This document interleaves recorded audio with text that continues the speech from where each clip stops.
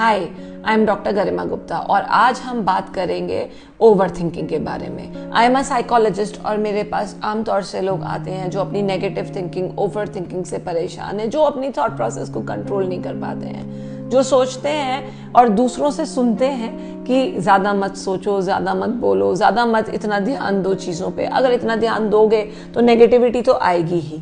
सो उतना उनके कंट्रोल में होता तो वो ओवर थिंकिंग ना करते। आपको लगता है कि ये ओवर थिंकिंग जानबूझ के हो रही है? नहीं, ये ओवर थिंकिंग का प्रोसेस या ज्यादा सोचने का प्रोसेस अपने आप होता है। हम अपने आप ही इससे जूझ के इसे अपने आप ही हटाने की कोशिश करते हैं, जो संभव नहीं हो पाता है। ओवर थिंकिंग का ये प्रोसेस है कि हमारी थॉट्स अनफिल्टर्ड, खूब भारी रूप से आप इमेजिन करो कि ये हम हैं और चारों तरफ से हमारी थॉट्स हम तक आ रही हैं।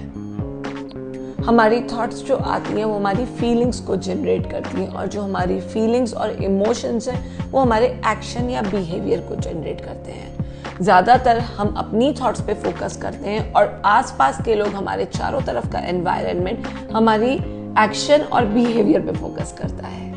ये जो बिहेवियर हमारा होता है, ये जो एक्शंस हमारे होते हैं, ये सेल्फ हार्मिंग होते हैं, क्योंकि हमारा थॉट प्रोसेस हमारे लिए नेगेटिव है और उससे जनरेट होने वाली फीलिंग्स हमें नेगेटिव फील करा रही हैं। ज़्यादा करके हम इसमें देखते हैं self harm, suicidal thoughts, depression की बीमारी, एंजाइटी की बीमारी। ये सब बीमारियां इस प्रोसेस से रिलेटेड है। अब ये तो हो गया इसके बारे में।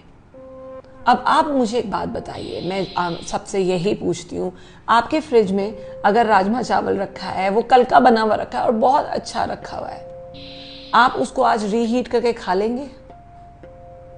आप 10 दिन पुराना राजमा चावल आज खा लेंगे क्या?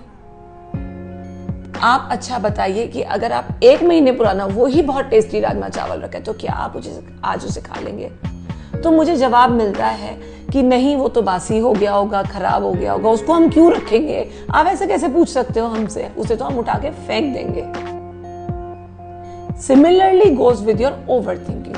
आप हमेशा ध्यान रखना, जो चीज आपको यहाँ से कॉन्शियसली नहीं खा सकते हो, जो बासी स्टेल चीजें आप कॉन्शियसली नहीं खा सकते हो, वो आप यहाँ से खाते हो। These thoughts have no meaning in your life right now, या फिर वो आपकी ग्रोथ में कोई सपोर्ट नहीं कर रही है, स्टिल आप उन बासी स्टेल थॉट्स को यहाँ से खाते हो। यहाँ से खाने में आपका वो पूरा का पूरा आपका मानसिक संतुलन, आपका सारा आउटलुक, आपका सारा सब कुछ खराब करती है। आप पॉजिटिव मैनिफेस्ट नहीं कर पाते हो, आप पॉजिटिव आउटलुक नहीं रख पाते हो। सो पहला तरीका ओवर थिंकिंग का ये है, पहले उसको आइडेंटिफाई करना है कि हम कब ओवर थिंक कर रहे हैं। जब आप उसको आइडेंटिफाई करोगे, जब आप उसको पकड़ोगे, तो शायद उसके बारे में आप कुछ अपने आप से कर सकते हो। आपको हेल्प की कम से कम जरूरत पड़ेगी, right? So whenever you feel that these thoughts are coming to me, 5 साल पहले मेरे साथ ऐसा हुआ था, या 1 साल पहले मेरे साथ ऐसा हुआ था, या 6 महीने पहले किसी ने मेरे साथ ऐसा किया था, या सर्कमस्टांसेस की वजह से ऐसा हुआ था, then you think about that rajma chawal, fungus लगा हुआ, फुई लगा हुआ, जिसको आप यहाँ से नहीं खा सकते हो एंड आप यहाँ से खा रहे हो। Then you have to find out the trigger and analyse it. क्या ये मेरी अभी हेल्प कर रहा है? क्या ये मुझे अभी किसी भी रूप से, किसी भी तरह से मोटिवेट कर रहा है? क्या ये मुझे किसी भी तरीके से हेल्प करके आगे बढ़ने में ग्रोथ माइंडसेट के साथ प्रोग्रेस करवा रहा है? क्या ये जो थॉट मेरे दिमाग में अभी अटकी हुई है, मेरी रोजमर्रा की जिंदगी को इफेक्ट कर रही है? किसी पर्सन को मैं अगर आज अच्छी तरह ले पाती हूँ या नहीं ले पाती हूँ, अपनी लाइफ में उसके अहमियत को समझ पाती हूँ या नहीं समझ पाती हूँ, क्या ये थॉट उसमें नेगेटिवली योगदान दे रही है? अगर दे रही है तो that means you need to analyse that this is the over thinking of the negative patterns which is hampering your progress and growth right now. अब ये तो आइडेंटिफाई करना हो गया, आपको ओवर थिंकिंग का पैटर्न है। अब आपका डेली स्केड्यूल इसमें बहुत हेल्प करता है। तो मान लीजिए आपकी नींद 10 से 6 घंटे है या आपकी नींद 8 घंटे है, तो मैं अगर 24 घंटे में से आपके 10 घंटे ऑन एन एवरेज निकाल देती हूँ कि आपका स्लीपिंग टाइम है, तो आपके पास 14 घंटे बचे। अगर उस 14 घंटे में से आप 15 घंटे के हिसाब से सोच रहे हो या आपको वो चीज परेशान कर रही है, then that means you are into this pattern of over thinking. जानबूझ के तो आप कर नहीं रहे हैं, ये खुद ब खुद हो रहा है। We need to understand that the person who is overthinking or in this pattern is also struggling. उनको इस टाइम मदद की जरूरत है, तभी ये प्रॉब्लम आपके सामने आई है। सो इसके लिए आपको ये रियलाइज करना पड़ेगा कि आप रात को जो सोचते हो सोने से पहले और सुबह उठ के जो सोचते हो, तो दिन के ये 2 टाइम आपके लिए बहुत इंपॉर्टेंट है। ये आपके पूरी दिनचर्या का आधार है। अगर आप सुबह उठने के बाद पॉजिटिव नहीं सोच रहे हो या आप स्टार्ट कर रहे हो, ओफो आज फिर से दिन शुरू हो गया, हाय आज फिर काम पे जाना है, oh my god 1 more day to school, that means आप पहले ही तैयार हो रहे हो कि आपका दिन अच्छा नहीं बीतेगा। आप रात को सोने से पहले सोच रहे हो आज का दिन बीत गया, शुक्र है, अब कल का दिन भी मुझे बिताना पड़ेगा, देन दैट मीन्स आपका जो दिन गया है that has not gone well, और कल आने वाला दिन भी इसी हिसाब से बीतेगा। सो दिन के आपके ये 2 टाइम आप आइडेंटिफाई करिए, आपके दिन के ये 2 टाइम कैसे जा रहे हैं, and then you identify the triggers in these 2 times, कि क्या आप आमतौर से यही सोच रख के सोते हो या जगते हो। सो अगर आपके पास यही थॉट प्रोसेस है और यही थॉट प्रोसेस के साथ आप चल रहे हैं, तो आपकी टेंडेंसी नेगेटिव थॉट्स की तरफ ज्यादा बढ़ेगी, क्योंकि आपके पास और कुछ नहीं होगा उस टाइम को बिताने के लिए। अब मेरे पास ज़्यादातर ये आता है कि अब हम टेक्नोलॉजी से बहुत ज़्यादा हर समय हमारे पास हाथ में फ़ोन रहता है, and we scroll phones like this. When we scroll phone like this, we are doing it randomly just to pass our time और जस्ट टू सी और लोग इस दुनिया में कहाँ पहुँचे हैं जहाँ हम नहीं पहुँचे हैं। तो हमारे कई सारे इसमें लिमिटिंग बिलीव्स भी ऐड ऑन होते हैं कि we are not good enough, या हमारे साथ कुछ अच्छा नहीं हो सकता, या हम जो भी करेंगे उसमें सक्सेस नहीं पा सकते हैं। Now we come to the solutions of overthinking problem as an issue. अगर आपको ये तकलीफ दे रही है तो इसकी कुछ रेमेडियल सॉल्यूशंस जो आप घर में खुद ही कर सकते हैं without help to an extent. अगर बहुत ओवरवेलमिंग हो जाए तो then I would suggest that reach out for help, reach out and seek help from a professional on that rather than your family and friends.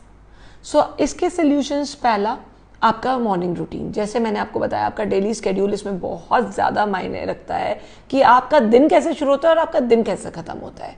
So what you do, दोनों time रात को सोने से पहले और मॉर्निंग में उठने के बाद हम शीशा ज़रूर देखते हैं ना, हम बाथरूम मिरर ज़रूर देखते हैं, एटलीस्ट एक बार तो ज़रूर अपनी शक्ल को हम निहार ही लेते हैं।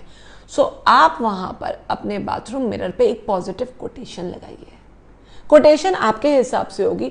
मुझे याद है जब मैं पढ़ती थी तो कोटेशन हुआ करती थी, उठो जागो और तब तक मत रुको जब तक लक्ष्य की प्राप्ति नहीं होती। और आजकल वो कोटेशन बदल गई है आई एम पॉसिबल में। So you choose a quotation according to your mindset, according to what you want to manifest in your life and put it on your bathroom mirror. इस तरीके से आप दिन में कम से कम 10 बार उस पॉजिटिव कोटेशन को जरूर देखेंगे। दूसरा, आप जर्नलिंग कीजिए। Write down your thoughts, write down your feelings and write them down unfiltered. आप उसको अनफिल्टर्ड लिखिए और दोबारा मत पढ़िए। Just a went out of your thoughts and feelings. Journal के लिए आप जर्नल में अपने अच्छी तरह अपने नोट्स बनाइए, अपना स्केड्यूल बनाइए और उसको नोट डाउन कीजिए। When you note it down in a journal, then you come to know कि आप ऐसा सोच रहे हो जो कि खुद के लिए ही हार्मफुल है, that is very harming for yourself only. And you realise कि इसका आपकी लाइफ में जो पहले हो चुका है उसका आपकी लाइफ में कोई इंपॉर्टेंस नहीं है, और जो होने वाला है उसका वैसे भी आप प्रेडिक्ट नहीं कर सकते हो। तो आप अननेसेसरली अपने आप को वरी कर रहे हो। When you worry yourself constantly and unnecessarily, you tend to get upset about the things which are not even present in your present. So you journal. Third thing, exercises. Morning walks, they are very necessary. Any form of physical exercise which gives you pasina. मेरा कहना ये है कि आप पसीना बहाइए, वो आपको regenerate करता है, रेजुविनेट करता है और आपको नई ताकत देता है सोचने के लिए. एटलीस्ट आप अपनी केयर कर पाते हैं, अपने बारे में सोच पाते हैं. हफ्ते में कम से कम एक दिन आप अपने लिए पूरा स्पेंड कीजिए, जिसमें आपको जो पसंद है आप वो करेंगे, और दिन का आप कम से कम 2 घंटा अपने लिए स्पेंड कीजिए. चाहे वो रात को सोने से पहले किताब पढ़ना हो, चाहे वो पेंटिंग करना हो, चाहे वो आपके अकॉर्डिंग कोई भी आपकी स्ट्रीमलाइन हॉबी हो, बैडमिंटन खेलना, स्विमिंग करना, whatever it is according to you. So at least spend 2 hours of the day with yourself. When you spend that, you feel good. तीसरा, जब आप ये एक्टिविटी करेंगे तो रात को नियम से before sleeping put all the gadgets away. Put all the gadgets away, even your cell phone on a sleep mode or vibration or whatever it is aside. And read a book. Read a book, paint, listen to music, relaxation music सुनिए और अपने साथ time spend कीजिए. एक और exercise इसमें होती है डीप ब्रीदिंग की, जिसको हम प्राणायाम भी कहते हैं. आप दिन में कम से कम 2 बारी प्राणायाम कीजिए. 2 से 3 बारी आप प्राणायाम कीजिए, लंबी सांस लीजिए, रोकिए और उसे रिलीज करिए. This will help you out in many ways in making you relax, making you think and making you grounded. आप आज के टाइम पे अपने आप को ग्राउंडेड फील करेंगे और आपकी सारी नेगेटिव एनर्जीज चैनलाइज होंगी. ये कुछ सॉल्यूशंस हैं जो आप ओवर थिंकिंग के लिए ले सकते हैं. नहीं हो पा रहा है तो please reach out and seek help. Now subscribe and like and give us a lot of love for this first podcast of ours. Thank you so much and will be there again.